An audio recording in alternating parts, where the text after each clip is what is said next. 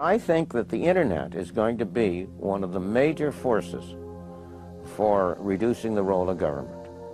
The one thing that's missing, but that will soon be developed, is a reliable e-cash, a method whereby on the internet you can transfer funds from A to B without A knowing B or B knowing A.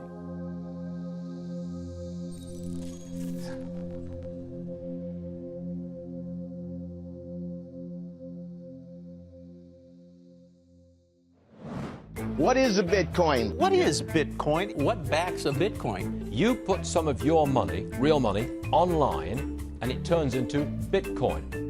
I don't even know why we call them coins, except that they call it coins in the name. I think Bitcoin has turned into a massive multiplayer online game where speculators are trying to out-speculate each other. Is it a means of exchange or an asset class? I see you taking my real dollars, and then you give me virtual money in return. Thanksgiving dinner, my grandmother asked me, what the heck is this Bitcoin stuff anyway, right? And I said to her, do you remember when Visa cards first came out? You were used to paying with cash or with a check, and then a Visa came out. It was this weird payment system that you didn't understand. And she said, yeah, I remember that. I said, well, Bitcoin is just the next evolution of another payment system. Bitcoin. By now, you've probably heard of it. The wild fluctuations in its price has gained the attention of the mainstream financial media. But Bitcoin is much more than just your average investment. Beneath all the hype and hysteria lies what could be the most important technology of our lifetimes. So what exactly is it? To fully appreciate the characteristics that make Bitcoin a potentially world-changing technology, we first need to understand what money is.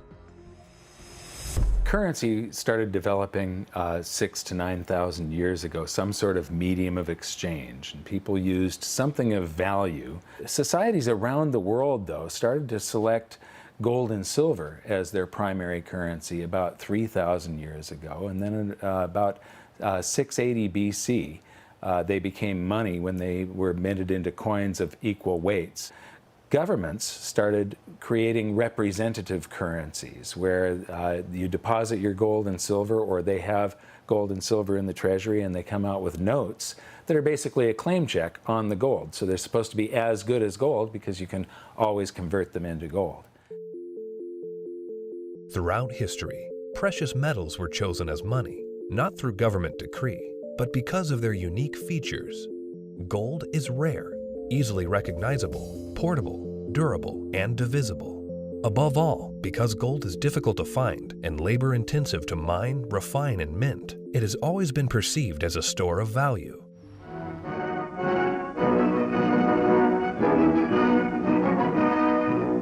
At Bretton Woods, New Hampshire, delegates from 44 allied and associate countries arrived for the opening of the United Nations Monetary and Financial Conference.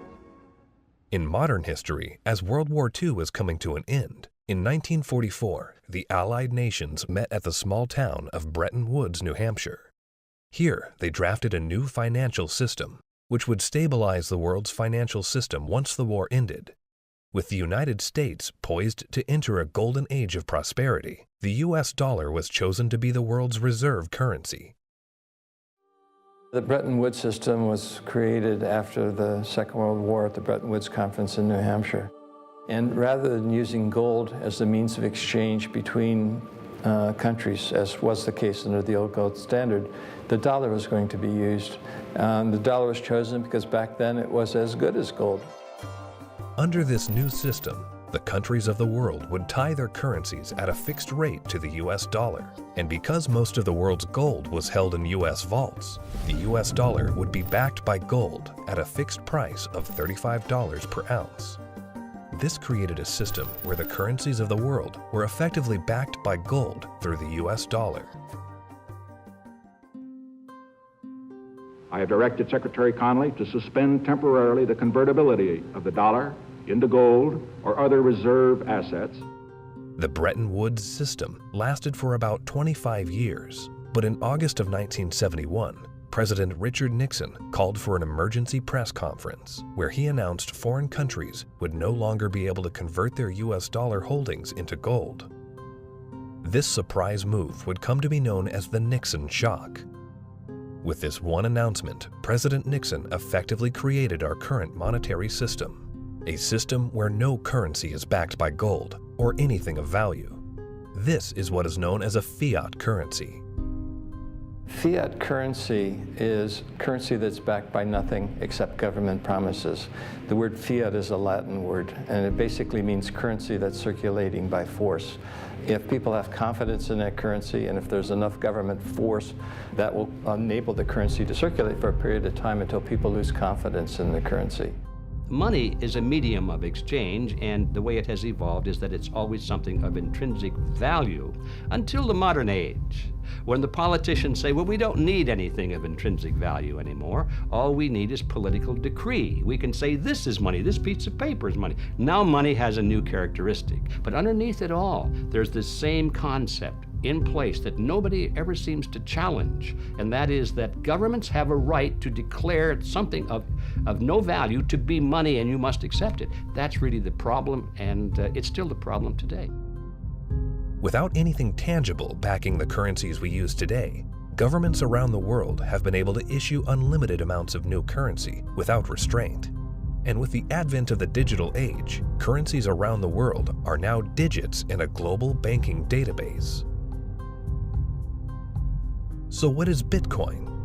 Well, simply put, it's a digital currency, much like the electronic currency we use today. But it's also the payment network which facilitates the transfer of this new digital currency from one person to another.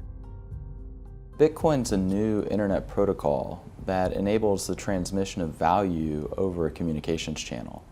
You can think of it like being able to send a gold coin as easily as you send an email. You can send any amount of money to anyone in the world, anytime, can't be seized, can't be confiscated, can't be frozen. Very useful technology. So Bitcoin is a digital currency and it is a payment system. So it's a payment system in the same way that bank networks are, or PayPal. Those are all payment systems. But it's also a currency. So PayPal and banks use the dollar as their currency. The Bitcoin payment system uses Bitcoins as its currency. So they both have the same name. What is your opinion of disruptive digital currencies such as Bitcoin? If you're looking for the idea that a currency doesn't really have to be something physical, it can be something that's virtual, that's the system we already have. You know, and if you want it to be, I want a way to make payments electronically, that's, you know, credit cards. I mean, so exactly what it is that this thing is supposed to be doing that we don't already mostly do.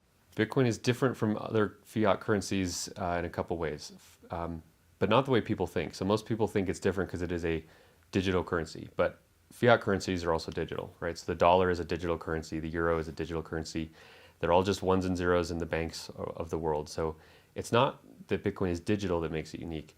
It's unique in that it cannot be created out of thin air. So dollars, euros, yen, these can all be created out of thin air by people who have permission to do so, which is generally a central bank. Bitcoin has no ability to create it out of thin air. So it is a scarce digital asset. Unlike the banking system we currently use, where bureaucrats meet behind closed doors and determine and regulate the supply of new currency, mathematics and cryptography are used to regulate the creation of new bitcoins. The Bitcoin network is decentralized, meaning that instead of transactions and account balances being stored on a central computer or database, Bitcoin's ledger of accounts, more commonly known as the blockchain, is distributed across tens of thousands of computers around the world. There's something called Napster. We all remember Napster. We could download music and movies from Napster, but after a while it got so big and popular, the government came in, shut it down because of copyright infringements. No more Napster, right? So then somebody created something called the BitTorrent network. What's this? This is a software people run on their computers that allows people to file share.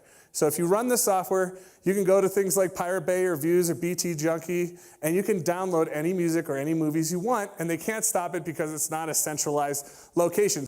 Well, Bitcoin is the currency that runs on the BitTorrent network.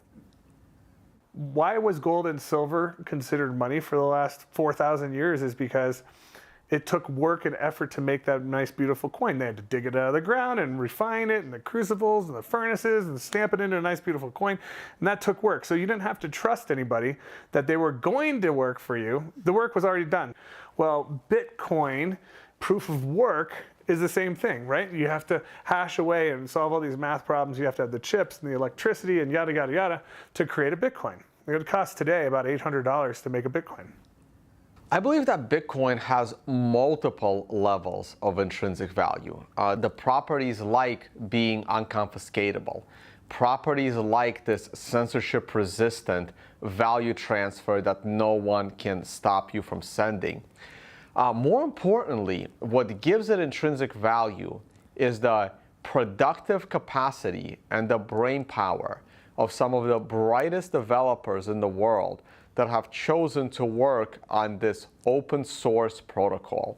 And this productive capacity of some of the brightest minds that are building it is what truly gives it value. All Bitcoin transactions are cryptographically verified by thousands of computers on the Bitcoin network. These very powerful computers, known as miners, expend a massive amount of energy and processing power to verify the integrity of each and every transaction. So the miners basically validate transactions. All these transactions are flying around, and they have not yet been formally vetted by the network. If the miner believes the transactions are valid, it will put them in the block, and the block then becomes part of the blockchain. And over time, that becomes the record of truth.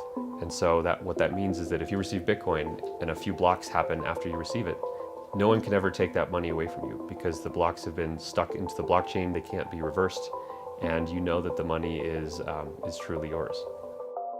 The decentralized nature of the Bitcoin network eliminates a single point of failure and makes it impossible to be hacked or to be shut down. Bitcoin transactions are transmitted peer-to-peer without the need for a third party, meaning that the user is in complete control of their money. It's impossible to be shut down. That's the beautiful thing about it. There is no place, there is no Bitcoin place. You can't shoot Bitcoins. It has no center of gravity, it has no headquarters, you can't shut it down. The only way you could is to shut off the internet. Your average person has absolutely no idea how their email works, but it works, and that's all that really matters. And Bitcoin's very similar to that. But as far as what I would do to tell people or describe to people who don't know about Bitcoin what it is, I would say it's a form of money that you can just use on your phone or your computer in today's digital age where everyone's on the internet, that is much faster to send than most of the banks. And it has, for at least since its inception in 2009, risen in value. For new users, the inner workings of Bitcoin can be quite complex and daunting. But what's important is how this revolutionary technology changes how money is transferred globally.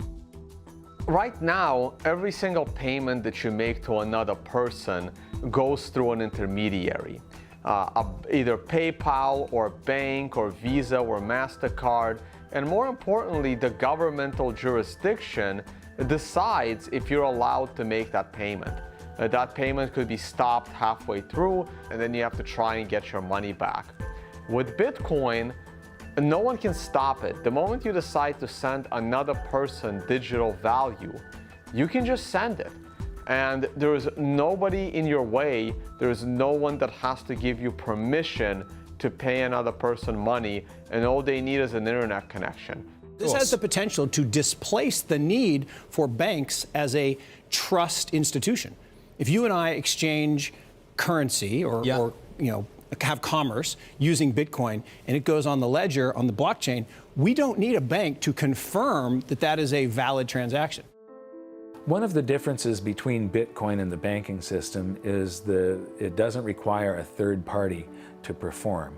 When you make a deposit into a checking account or a savings account, you are actually loaning the bank your currency. They now have title to it, and they have a liability on their books to pay you back one day, but they get to do anything they want with it, and you have this intermediary, this third party, counterparty that has to perform for you to be able to get your currency back.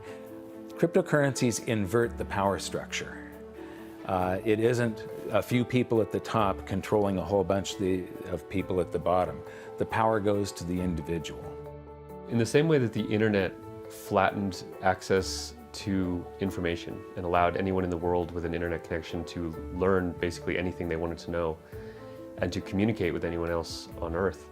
Bitcoin does that with money. So now anyone on the planet, no matter their age or the arbitrary geographic location in which they were born or the arbitrary rules of the people that govern over them, that person can now engage economically with anyone else in the world directly. And that's profoundly powerful. You do not need a bank account to interact with Bitcoin. You do not need a bank account now to receive an honest payment from someone else in the world and know that the money is legitimate and good and can't be rescinded. So money now can't be censored. Any two people can send it between each other through Bitcoin.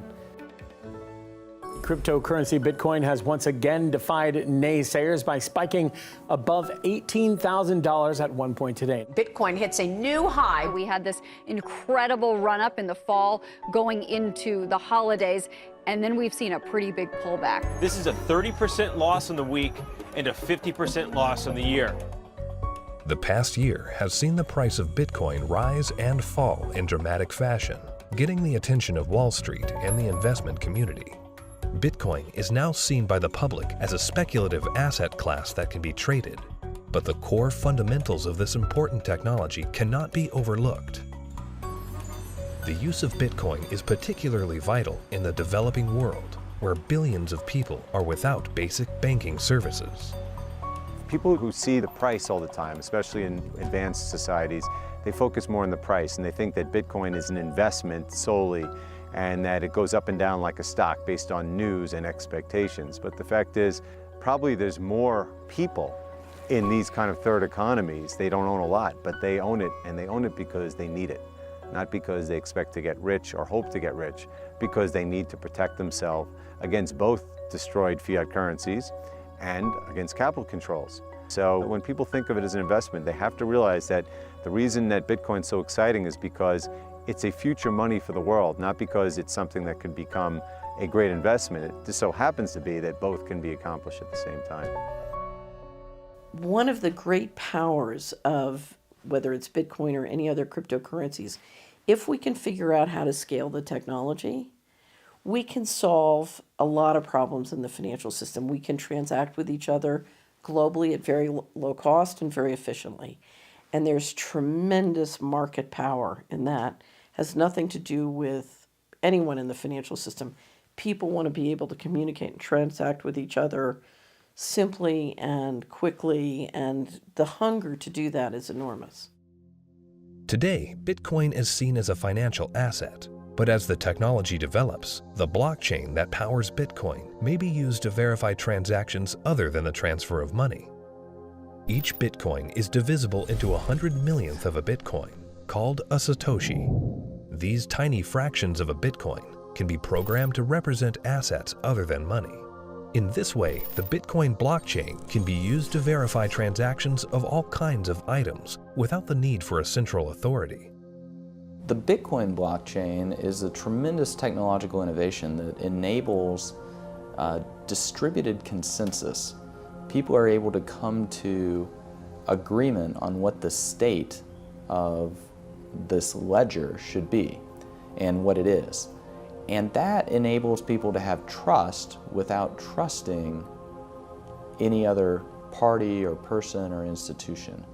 So anywhere we need to have trust, where we need to be able to verify what is the true and correct state of something, that has an application to be put on the Bitcoin blockchain. For 6,000 years of recorded history, we've always had this problem when we want to engage in consensual exchange. That is, if we're strangers, can I trust you? And what's happening with Bitcoin and the blockchain, the technology that powers Bitcoin, is it's now possible for us to have trustworthy exchange without those third parties. The trust is built in through the cryptography. That guarantees the exchange of value. Well, that means that there's this technology that is as disruptive as the internet was to publishing, but this is disruptive to these 100 different institutions that really are the glue that pull society together. You know, everything from as mundane as notary publics to the land titling, to coining money, to voting. all kinds of these things are going to be recreated in the blockchain in a way that we will finally be able to fully trust. But what that means is what we've seen technology do to lots of private industries is now going to start doing to government function. The thing for me is understanding the implications of what this is. You can take 100 million bits of a Bitcoin. Each bit is called a Satoshi, right? And you can program that to be anything of value. It can represent titles to automobiles or real estate or diamonds or gold or votes in elections. Anything of value can now be digitized and tokenized, put up on the blockchain, and transacted, can be sent across the internet without having to go through a trusted third party. I think the blockchain and Bitcoin is going to change the world. I think it's going to change everything in terms of protecting people's identities, allowing people to own property. Bitcoin's for the 2 billion people that don't have bank accounts, the 5 billion people that can't prove they exist. They don't have title to real estate and stuff. That's what Bitcoin's going to change the most for those people, is because, you know, they're going to jump from the third world to the first world. It's really going to revolutionize Latin America, Africa, Southeast Asia, where people can finally now own real estate. We can have a transparent election that can't be hacked. Imagine. That's going to change the world in and of itself. Tempers are beginning to flare. These people have already been in queue for more than 3 hours now. Carrying currency notes, the government suddenly banned on Tuesday night. Because anyone can start using Bitcoin by simply installing an app on their phone, Bitcoin can be used by the developing world to protect their wealth from unstable currencies and government control. We're seeing it behave as a crisis currency in Venezuela, in Nigeria, in Zimbabwe.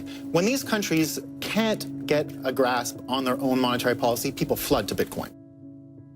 The fate of the unbanked and underbanked population no longer lies in the hands of corrupt governments, centrally planned economies, and central banks. There's a new option, a plan B. Personally, I live in the United States, and a lot of people in the US get bank accounts very easily, have credit cards, debit cards, and all of that, and they don't find that there are too many frictions and pain points. But in a country like India, there are 233 million individuals who are unbanked, who don't have access to a traditional financial infrastructure, and so they're operating cash payment to cash payment. But Bitcoin has become a game changer. So individuals, in essence, can hold on to it, they can spend it, they can transfer it internationally. There are so many use cases. Currently, Bitcoin transactions can sometimes carry a significant fee, making it unsuitable for use for small transactions. But Bitcoin is programmable money, meaning that new layers and technologies can be integrated into it. In the near future, one such development, called the Lightning Network, will help reduce the cost of Bitcoin transactions. At the moment, Bitcoin is actually suffering from being too popular. One of the challenges that Bitcoin has is every transaction needs computational power to process. So at the moment, Bitcoin can settle about 4 to 7 transactions a second. And in the future, each of those 4 to 7 transactions a second can contain 1 million transactions within it. And that's what the second layer and Lightning is trying to do. It will just make it so much more efficient and so much cheaper for the average person. The integration of the Lightning Network into the Bitcoin protocol will scale Bitcoin into a fast, cheap, and efficient payment system. Once implemented, this will have enormous implications for the developing world. One of the stumbling blocks to doing international business is the payment system. And to be honest, if you're taking credit cards from some countries, those countries are so associated with fraud that your rates on all credit cards you take just become astronomical, and it becomes prohibitive. Something like 33% of the credit card transactions coming out of Africa are fraudulent. So nobody wants to take business from Africa. It's just too risky. With Bitcoin, you know the funds are good. So as a merchant, yeah, pay with Bitcoin. I'll sell anything you want, that's legal to Africa. That has tremendous implications, to be able to get access to these types of products and services so seamlessly. And then they're able to start having property rights. And property rights is really what's going to help lift them up out of poverty. Closer to home, in today's digital world, governments have started to phase out cash, replacing it with digital currency. In this environment where concerns over personal privacy are very real, Bitcoin provides monetary sovereignty outside the control of government policy. When you have a situation where the government is trying to control, they don't want people to have the means of hiding anything from them. Not just from a tax standpoint, they want to know what everyone's doing in Big Brother fashion. So, the way that I look at Bitcoin is it's the ultimate monetary weapon that the people have never had in history. Every government in the world wants to go cashless. One of the reasons is that in a cashless society, you are not able to exit the banking system. When people panic, they run to the ATM machines, they run to the bank and they withdraw money. The other thing is the governments are starting to run out of money. And governments don't build anything. They just use other people's money. So they are treating everyone as a tax evader. I believe the main reason why Bitcoin is so popular and important is not because of its finite supply and being gold. It's because of anti-money laundering laws preventing people from doing what they want with their money. One of the main functions of government is to create currency. Bitcoin is successful only because of its potential for circumvention, lack of oversight. So it seems to me it ought to be outlawed. It doesn't serve any socially useful function. As to whether or not Bitcoin is illegal or should be seen to be illegal, cash has been used for a whole heck of a lot more illegal things than Bitcoin has through the years and still is today. Cash is untraceable. It's easily transportable. Nobody knows where that dollar has been and how it's been moved from hand to hand to hand. So it's just a matter of making that connection that a cryptocurrency is really not a new thing. It's just a different version in a digital form of something that's existed in our society and legal structures for millennia. Bitcoin is shifting the paradigm and challenging the legacy financial system. Recently, Jamie Dimon, chairman and CEO of JP Morgan Chase, America's largest bank, was quoted calling Bitcoin a fraud. Why is Bitcoin a fraud? Here's the reason. Governments, the first thing they do is form a currency. They like to control the currency. They control it through a central bank. They also like to know who has it, where it is, where it's going. Wait until someone gets hurt. Wait until it's used for illicit purposes, which it is somewhat used for illicit purposes. They close it down. You got people like Jamie Dimon, a serious guy, calling it a fraud. Calling it a fraud? You mean like there was hundreds of billions of dollars of securities that Jamie Dimon sold the public a decade ago called mortgage-backed securities? He's calling Bitcoin a fraud? Is that going to go to zero like his securities that he sold the public? First with respect to asking a banker about whether they like Bitcoin or not, that's kind of like asking a king, do you like democracy? It's just so thoroughly frustrating and insulting when people who know very little about what we do watch an up-and-coming technology and have the audacity to call us all criminals. We're not the criminals here. The whole damn reason this ecosystem exists is because they're the criminals. And it doesn't really matter at this point what he thinks. The genie's out of the bottle. Somebody in this room or somebody at this conference or somebody around the world is going to solve the problem of decentralized lending and value-stable currencies and decentralized exchange. And within 5 to 10 years, banks will become less and less relevant, just like landline telephones are becoming less and less relevant. And we're going to wake up one day and we're going to be in charge of our own money. And Jamie Dimon, in retirement, can watch the world as it is, not the world as he would like it to be. The Bitcoin blockchain is built on decentralized consensus outside the control of a central party. However, with the hype in the rise of cryptocurrencies such as Bitcoin, both central banks and commercial banks have started to develop their own digital currencies under the guise of what they call blockchain technology. My big fear is that what is going to happen is blockchain technology will be adopted by governments, and fiat national currencies will be run on blockchain technologies, and the whole monetary system globally will eventually become cashless.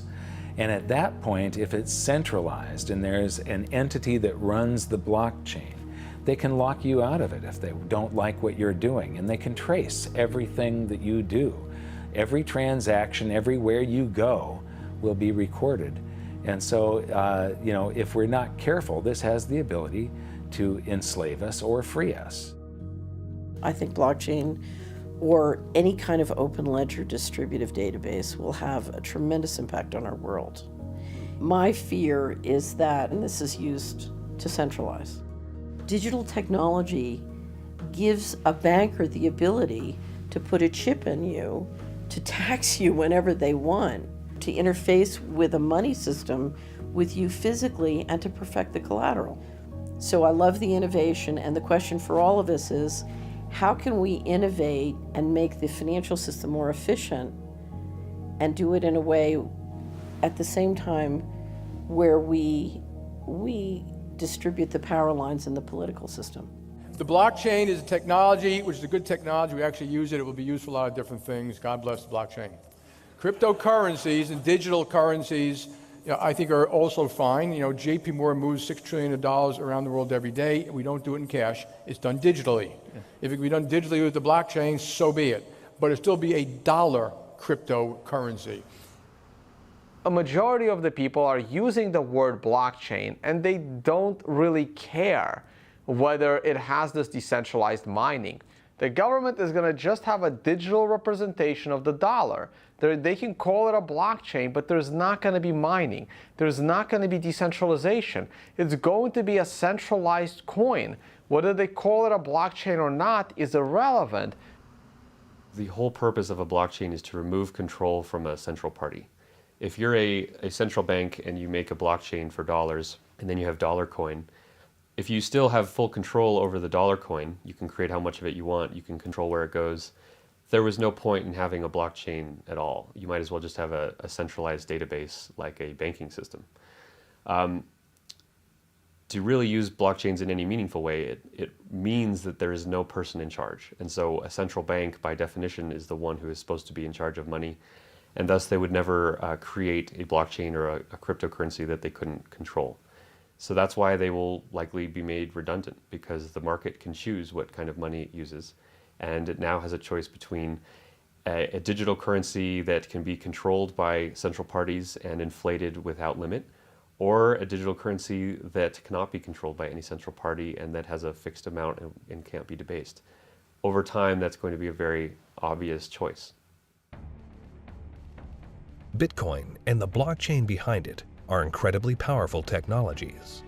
As the future unfolds, these technologies could be used to restructure the financial system into one of fairness and equality for all, a system outside the control of the banking elite. We have millions of people now taking an interest in what is money, the question of what is money, what should it be? And they're learning, especially a lot of young people. Precious metals were once money. Then came the era of paper money. Could we now be entering a golden age of decentralized digital money? Only time will tell. Bitcoin is first and foremost about changing how the financial system of the planet operates. However, Bitcoin is also a financial asset itself, and it goes through these bubbles, and people have made many millions of dollars when they buy it low, and then it goes up in value. But that's not really what matters at all. What matters is that it's actually going to change the entire ecosystem of the planet, how all humans interact with each other, and that's a very exciting thing to be part of.